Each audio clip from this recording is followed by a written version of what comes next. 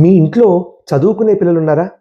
అక్షరాభ్యాసం చేసే చిన్న పిల్లల దగ్గర నుంచి ఎగ్జామినేషన్స్‌కి ప్రిపేర్ అయ్యే స్టూడెంట్స్ దాకా ఎవరున్నా సరే ఈ రీల్ తప్పకుండా చివరిదాకా చూడండి.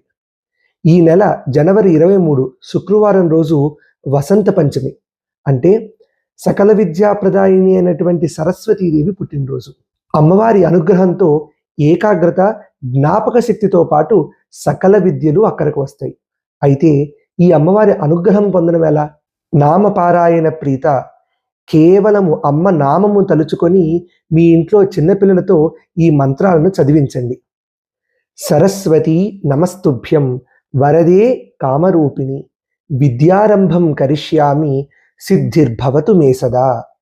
యా దేవీ సర్వభూతేషు విద్యారూపేణ సంస్థిత నమస్తస్యై నమస్తస్యై నమస్తస్యై నమో నమః. అయితే ఈ సరస్వతీ రూపము సాత్విక స్వరూపము. ఇదే అమ్మవారికి ఒక తాంత్రిక స్వరూపము కూడా ఉన్నది. అదే మాతంగీదేవి. ఈవిడ్నే రాజశ్యామల అని పిలుస్తారు.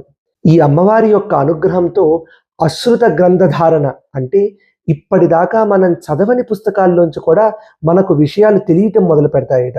ఈ రాజశ్యామల అమ్మవారి యొక్క అనుగ్రహాన్ని పొందడం ఎలాగో తెలుసుకోవాలనుకుంటే కింద కమెంట్స్లో శ్యామల అని చెప్పి కమెంట్ చేసి ఫాలో చేసేయండి. దాంతోపాటు ఈ రీల్ని విద్యార్థులకి, విద్యార్థుల తల్లిదండ్రులకు కూడా పంపించేసేయండి. ఓం శ్రీమాత్రే నమః.